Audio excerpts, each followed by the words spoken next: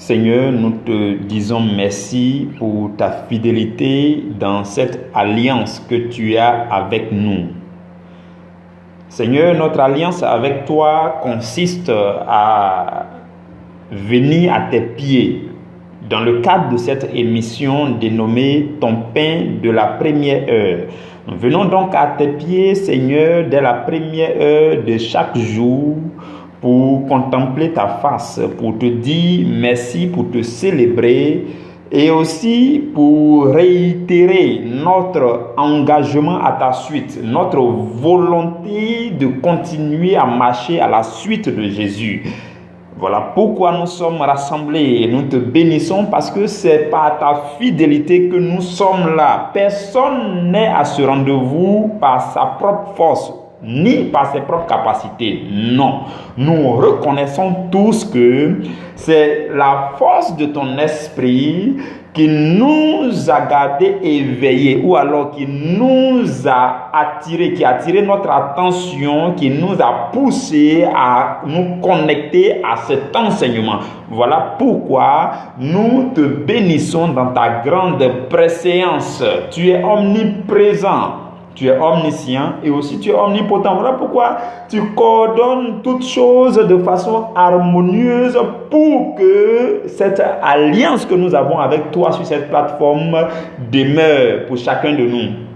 Nous te disons merci de ce que tu as tout coordonné pour que nous soyons là aujourd'hui et de ce que tu coordonnes tout pour que nous soyons aussi là demain. Et tu coordonnes tout pour que nous soyons là après-demain. Et parce que nous sommes impliqués dans cette alliance, tu coordonnes toutes choses pour que nous soyons là chaque jour jusqu'au 30 octobre, à la fin de ce séminaire. Voilà pourquoi, dans le cadre de cette alliance, tu préserves la vie de chacun. Tu nous gardes parce que tu sais que chaque soir, nous serons là à t'écouter. Et c'est un rendez-vous, tu es là et il faut que nous soyons là. Pour cela, durant la journée, tu nous préserves. Lorsque nous devons mettre nos pieds ici, tu dis mettez-le ici parce que le soir, on a rendez-vous. Lorsque nous bougeons ici, tu dis non, bougez de ce côté parce que le soir, on a rendez-vous. Lorsque nous marchons mal, tu dis non, marchez bien parce que le soir, on a rendez-vous. Seigneur, ta fidélité dans ce rendez-vous, dans cette alliance fait que tu nous gardes. Tu déploies tes anges pour dire non, ma fille tel, mon frère, mon fils un tel doit me rencontrer ce soir. L'émission Ton pain de la première heure, c'est moi qui l'ai initié. Et comme ma fille, mon fils a décidé de se connecter à cette émission, vous, anges gardiens, allez-y et préservez ses pas, gardez ses pas, bénissez sa vie, protégez-la parce que ce soir nous avons rendez-vous. C'est ce que tu fais chaque jour et Seigneur, aujourd'hui, nous reconnaissons, Seigneur, cette grande préséance venant de toi et nous te bénissons, nous te magnifions, nous te célébrons dans ta grande souveraineté. Béni sois-tu éternellement, toi qui nous aimes d'un amour infini. Et tu décides à travers ce séminaire de nous révéler cet amour, de nous enseigner cet amour, d'incruster cet amour en nous, de nous faire épouser cet amour. Béni sois-tu Seigneur pour ce que tu fais pour chacun de nous, que ton nom soit toujours magnifié, que ton nom soit toujours célébré. Gloire et louange te reviennent toujours Seigneur Jésus-Christ notre Seigneur et notre Sauveur. Amen. Frères et sœurs dans le Seigneur, le thème de la semaine que nous poursuivons, c'est que dit la parole de Dieu pour nous aider à mieux aimer les autres. C'est ça, le thème de la semaine. Et le sous-thème que nous méditons en ce jour du mercredi 15 juillet est le suivant. C'est le fait d'aimer le prochain qui fait de moi un prochain à aimer. J'espère que vous avez médité sur ce sous-thème-là. Il est tellement beau comme sous-thème. C'est un sous-thème révélateur, un sous-thème profond. Le fait d'aimer ton prochain. Le fait que tu sois le premier. J'espère que vous avez compris ça comme ça quand vous étiez en train de méditer par avance. Donc le fait que toi, tu es le premier à aimer les autres, là, c'est ça qui fait que les autres viennent t'aimer. Parce qu'il arrive souvent où on dit non, pourquoi lui il ne m'a pas aimé d'abord? Non, c'est lui qui devait faire ceci d'abord. Et comme lui, il n'a pas fait, moi je me plains. Mes frères et mes soeurs, si chacun disait ça, l'amour n'allait pas exister. Ah oui, oui, oui. Si chacun disait ça, l'amour n'allait pas exister. Je sais par exemple que lorsque la Bible dit Marie, aimez vos femmes, hein, les maris sont concernés. Et dans le même endroit, la Bible dit femmes, soyez soumises à vos maris. Donc il arrive des fois dans les couples, on entend la femme dit non, pourquoi lui ne m'aime pas d'abord? Le monsieur dit non, pourquoi elle n'est pas d'abord soumise? Ah oui, oui, c'est ça. Et chacun attend que l'autre soit le premier à faire pour lui. Alors que si chacun se contentait de faire pour lui, ça allait marcher tout simplement. Mais on dit non, comme elle n'est pas encore soumise, c'est pour ça que je ne l'aime pas. Je vous parle en moi aussi en tant qu'époux. Ce sont des choses, des méditations que j'ai eu à faire dans le Seigneur. Le Seigneur m'a forgé mon cœur. Bon, quand vous m'entendez parler comme ça, vous allez dire, mais lui aussi, lui, il est comment en fait? Non, non, non. J'ai travaillé sur moi pour que je vive préalablement aussi ce que je vous prêche.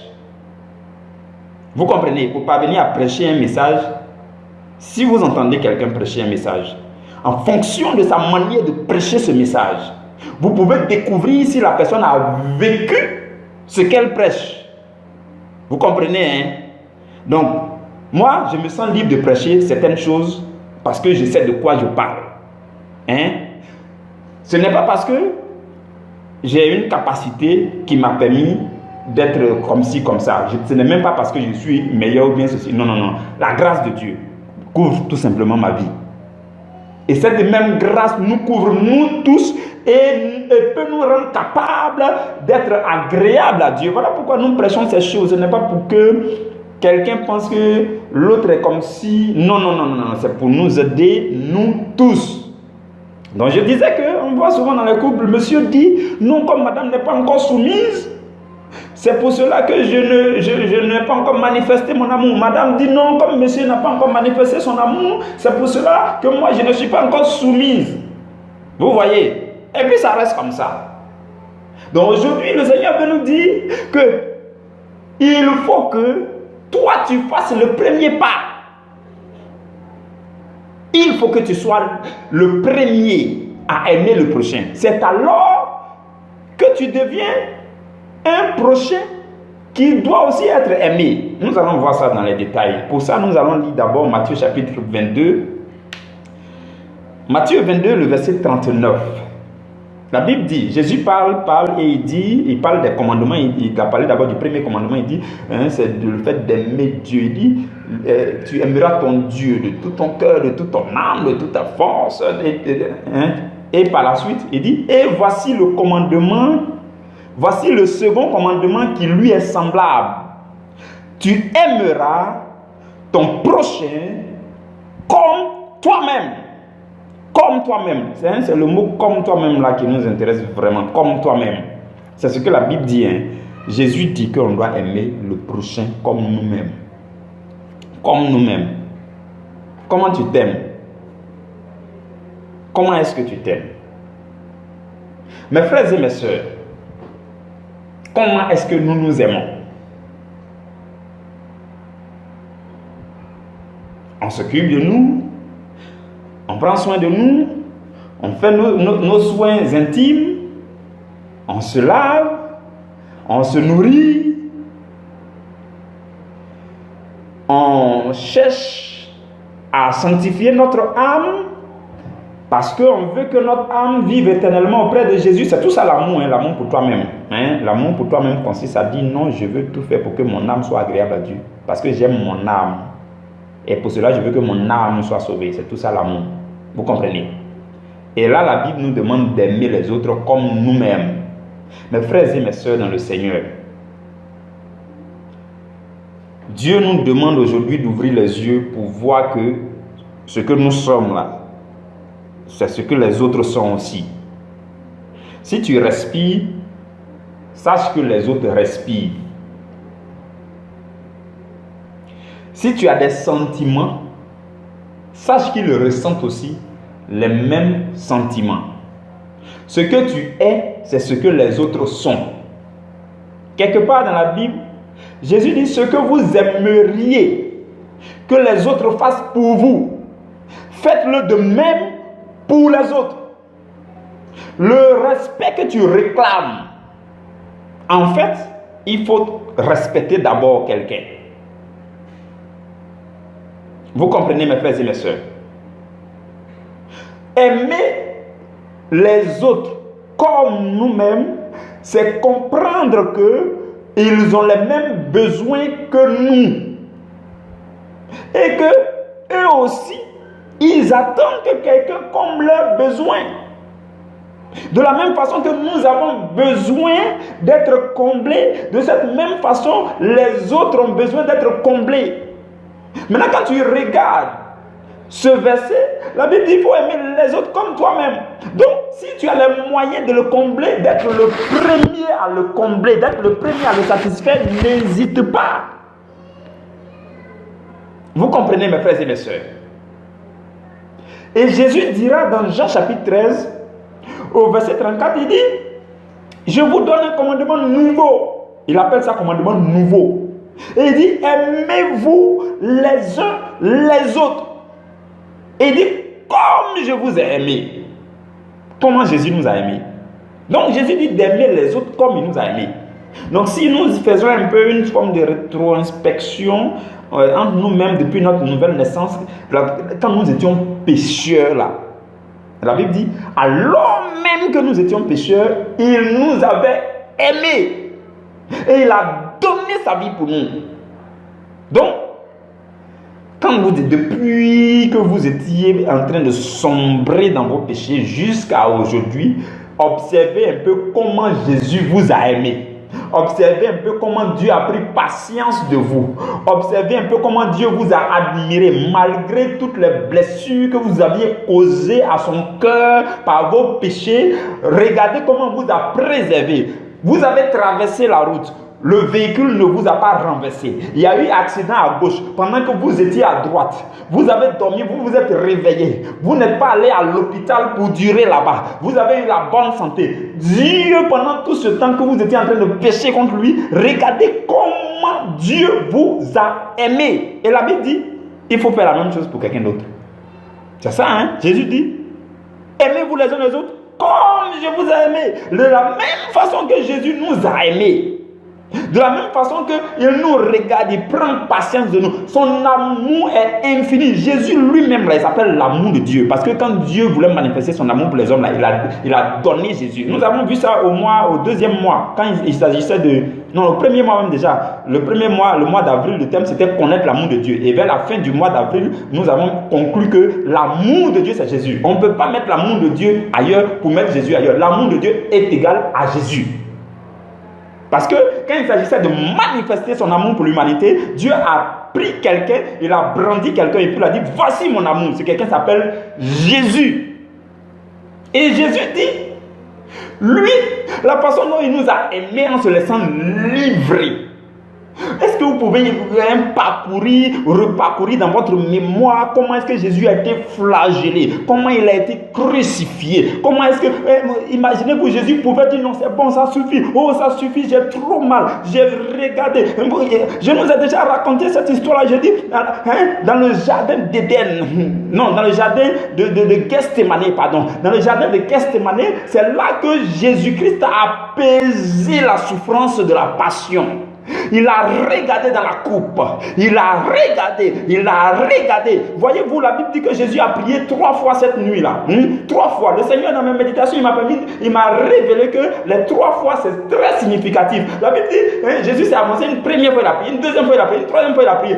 Jésus, la première fois qu'il est parti, il a regardé dans la coupe. Et il a vu que dans cette coupe difficile de la passion, de l'épreuve de la passion, de la flagellation, de la crucifixion, dans cette coupe-là, Jésus a regardé pour la première fois et il a vu le péché de tous ceux qui étaient morts depuis Adam jusqu'à avant lui, avant sa période. Jésus a vu les péchés de tout ça. Et Dieu pouvait lui dire, voici la souffrance que tu vas subir à compter de ce matin-là. Voici cela que tu veux racheter. Voici leur péché. Voilà ce qu'ils ont commis. C'était ignoble. Ils pouvaient voir les péchés du roi David. Ils pouvaient voir les péchés d'Adam. Ils pouvaient même voir le péché originel. Ils pouvaient voir les péchés de Sodome et Gomorrhe. Ils pouvaient voir les péchés d'Abraham, les péchés des descendants d'Isaac, des patriarches, de ceux qui ont rejeté Joseph. Les péchés de toute forme de péché dans l'Ancien Testament, tous ceux qui sont morts, Jésus regardait dans la coupe là et il pouvait voir que ce sont leurs péchés que Jésus devait boire. C'est une coupe difficile. Il dit, Père, cette coupe est dure. Si cette heure pouvait passer sans que je la boive. Et il dit, mais non pas ce que je veux, mais ce que tu veux. Et la deuxième fois quand Jésus est parti, il a vu les péchés de tous ceux qui étaient vivants en son temps. Parce qu'il devait aussi racheter tous ceux-là qui étaient vivants en son temps. Vous voyez, la première fois, il a vu les péchés de tous ceux qui étaient morts depuis Adam jusqu'au temps de Jésus. Et au moment, à l'instant où Jésus était en train de prier, là, il y avait déjà envie sur toute la surface de la terre. Jésus a vu aussi leurs péchés. Et Dieu lui a dit, tous ceux qui sont vivants maintenant et qui ont le souffle de vie en eux maintenant, ceux-là, il faut aussi que tu les rachètes. Il faut aussi que tu les rachètes. Voici leurs péchés. Voici, à l'instant même, quelqu'un est en train de commettre tel péché à tel endroit. Et Dieu dit, quand ils vont te flageller ce matin, tu ne vas pas renoncer parce que c'est à cause de ces péchés. Voici. Et Jésus a regardé. La Bible dit que Jésus priait.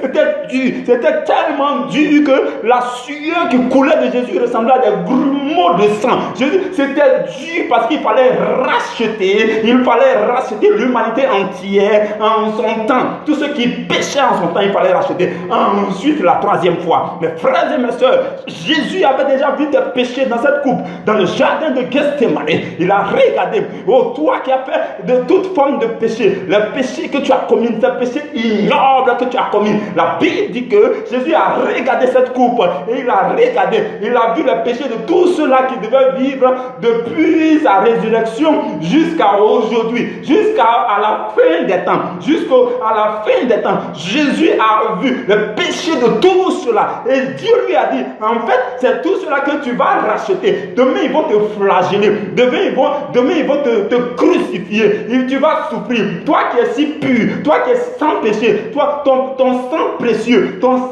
sang va couler à cause de tous ces péchés. Il a regardé. Mes frères et mes soeurs, Jésus avait contemplé vos péchés en ce jour-là. Et il a dit, cette coupe est dure, mais je vais la boire selon la volonté de Dieu. Vous comprenez, mes frères et mes soeurs? Voici comment Jésus nous a aimés. Il nous a aimés d'un amour infini. Il nous a aimés contre sa volonté. Il dit, Père, si cette heure pouvait passer, si cette coupe pouvait s'éloigner de moi sans que je la boive. Et il dit, Père, mais je suis déjà venu sur la terre, non pas ma volonté, mais ta volonté. Jésus n'a pas lutté contre la volonté de Dieu. Dieu l'avait déjà envoyé sur la terre. Dieu l'avait déjà livré par amour pour nous. Et Jésus nous a aimés. Et aujourd'hui, le verset nous dit, tu dois aimer les autres comme Jésus t'a aimé. En fait, tu n'as même pas encore fait 0,00001% de ce que Jésus a fait pour l'humanité. Mais la Bible dit quand même que tu dois aimer les autres comme Jésus t'a aimé. Jésus dit, aimez-vous les uns les autres comme je vous ai aimé. Tu ne peux même pas aimer les autres comme Jésus t'a aimé. On te demande de faire un peu seulement. Et puis tu n'arrives pas. Tu ne peux pas. Tu ne peux pas aimer les autres comme Jésus t'a aimé. Regarde un peu ta vie, regarde tes péchés, regarde ta vie d'avant, regarde tes pensées perverses, même aujourd'hui. Je sais qu'aujourd'hui, même toi qui m'entends, il y a encore des choses négatives qui sont en train d'affluer dans ton cœur. Tu as des plans lugubres que tu veux aller exécuter demain après-demain. Tu as déjà peut-être des rendez-vous calés pour aller faire des sales choses. Tout ça, tout ça, Jésus les avait vus ce jour-là dans le jardin de Gethsemane et il a décidé de prendre. Mais toi, tu continues de le faire. Voilà pourquoi aujourd'hui nous sommes en train de prêcher. Si tu te rends compte de ce grand amour de Dieu, il faut arrêter simplement de blesser le cœur de Dieu. Et Dieu nous demande d'aimer les autres comme Jésus nous a aimés. On ne peut pas le faire totalement. 0,0000011 là, c'est ça il te demande. Il faut faire ça. Vous comprenez, mes frères et mes soeurs? On doit donner l'amour aux autres. Si vous voulez être aimé, vous devez donner l'amour. L'image que je vais vous donner, C'est que, regardez, la Bible dit quoi? Donnez et vous sera donné. Ce verset-là est valable pour l'amour. N'attendez pas que les autres soient les premiers à venir vous aimer.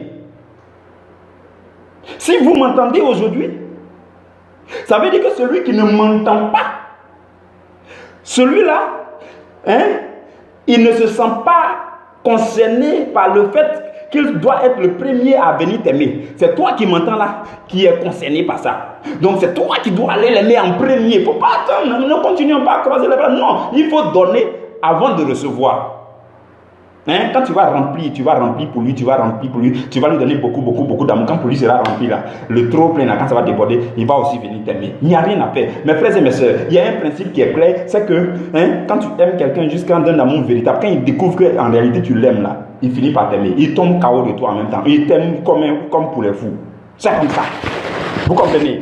Expérimentez ces choses. Que vous restez dans votre patience. La personne pense que non, vous êtes mauvais. La personne pense que vous êtes ceci. Mais en réalité, vous aimez la personne d'un amour sincère, véritable. Vous demandez à Dieu, Seigneur, donne-moi les occasions pour que je manifeste ça. Donne-moi, qu'est-ce que je dois faire comme action d'amour? Puisque tu dis de ne pas aimer seulement en parole, mais aussi en action et en vérité. Donc, donne-moi de poser une action qui va faire quelque chose. Et puis, Dieu ouvre. Dieu donne ce qu'on appelle un signal divin. Il ouvre une petite brèche. Il donne une petite occasion. Et puis, tu manifestes cet amour-là. Et puis, la lumière de cet amour-là brille pour frapper la personne. La personne dit waouh. Donc en réalité, il m'aime. En réalité, je pensais qu'il ne m'aimait pas, mais il m'aime. Quand la personne découvre ce genre de choses, la personne vous aime aussi comme un fou. C'est comme ça. Mais pour en arriver là, pour que vous soyez ce prochain qui doit être aimé, vous devez aimer le prochain qui est là. Vous comprenez? Et je vais terminer par un verset qui me marque vraiment dans la Bible. Ce verset-là, c'est Jésus qui a dit ça, mais ce n'est pas écrit dans les évangiles. Vous voyez, ça prouve que tout ce que Jésus a dit là, ce n'est pas ça forcément, et ce n'est pas tout ça qui a été écrit, comme le dit la fin du livre de Jean. Que tout ce que Jésus avait dit là, si on voulait écrire là, le livre qu'on allait écrire, ça ne peut pas contenir le monde entier. Parce que ces paroles étaient profondes. Un peu même qu'ils ont écrit là, depuis là, dans nos prédications, nos enseignements, on ne fait que chercher à diluer ça, mais c'est toujours concentré, condensé. C'est du donc condensé, sucré, mielleux, c'est doux comme ça. On fait tout pour diluer, ça ne dilue pas, c'est trop concentré. Ce que Jésus a dit là, c'est trop profond. Il y a une de ces paroles qui se trouve dans le livre de Actes, au chapitre 20, le verset 35. Paul parle, il dit aux Éphésiens, c'est dans le livre de Actes des Apôtres, mais c'est Paul qui parle et il parle aux Éphésiens et il dit une parole de Jésus. Il dit, je vous ai montré de toute manière que c'est en travaillant ainsi qu'il faut soutenir les faibles et se rappeler les paroles du Seigneur qui a dit lui-même. Paul dit que Jésus a dit lui-même ceci. Il y a plus de bonheur à donner qu'à recevoir. Cette parole-là, vous n'allez jamais trouver ça dans les évangiles. Matthieu, Marc, Luc, Jean, vous n'allez pas trouver là-bas. Mais Paul vient nous révéler ça dans Actes pour dire, Jésus a dit, le Seigneur lui-même a dit, il y a plus de bonheur à donner qu'à recevoir. Parce que Jésus, il a été le premier même à expérimenter ce bonheur-là, le bonheur de se donner. Il n'a pas attendu de recevoir l'amour des gens. Non, quand il guérissait les gens depuis la Judée, par la Galilée jusqu'à dans la Samarie, quand il faisait ses miracles, il ne disait pas non, venez me donner l'amour. Non, c'est lui qui donnait. Parce que Jésus avait ce secret-là. Il y a une plus grande joie dans le fait de donner que de recevoir. Aujourd'hui, là, Dieu est venu nous dire, on doit être les premiers à donner l'amour. Parce que quand tu donnes l'amour, tu te sens beaucoup plus heureux. Tu te sens beaucoup plus heureux. Il y a un plus grand bonheur dans le fait de donner que de recevoir. Mes frères et mes soeurs, c'est un verset profond. Et ce verset-là, j'avais déjà fait une prédication là-dessus. Il y a plus de bonheur, c'était le thème de la prédication. Il y a plus de bonheur à donner qu'à recevoir. Ça, c'était Abidjan. C'était un grand temps de prière. Donc, il y a plus de bonheur à donner qu'à recevoir. Ce jour-là, je l'avais vraiment développé sous l'inspiration du Saint-Esprit. Et c'était bénissant pour le peuple. Vous comprenez? Donc, le bonheur, le vrai bonheur là, c'est pas quand vous asseyez puis on vient vous donner. Là maintenant je parle à tous ceux qui disent non, tel ne m'a pas aimé, tel n'a pas fait ceci, depuis toujours je fais ceci pour lui, et puis il ne fait pas cela pour moi. Le bonheur que tu attends comme ça, on a qu'à venir te donner là, c'est peu. C'est un petit niveau de bonheur. Jésus dit, Il y a beaucoup plus de bonheur quand toi-même tu vas aller donner ce que tu veux là, quand toi-même tu vas te lever pour aller donner l'amour que tu demandes. Tu dis aux gens, les gens ne t'aiment pas, les gens ne sont pas attentionnés, les gens ne font pas ceci, les gens ne prennent pas soin de toi, les gens ne te regardent pas. Toi-même, il faut aller regarder les autres. Quand tu vas faire ça, Jésus dit, il y a plus de bonheur à donner que à recevoir. Mes frères et mes sœurs, voici notre message de ce jour. Je vais m'arrêter là. Je vais juste m'arrêter là parce que c'est fini. Le sous-thème a été épuisé. Le sous-thème a été épuisé. Nous nous retrouvons demain. Je donne gloire à Dieu. Je bénis la présence du Saint-Esprit. Je magnifie le puissant nom de Jésus-Christ. Rendez-vous demain à la première heure. Au nom puissant de Jésus. Amen.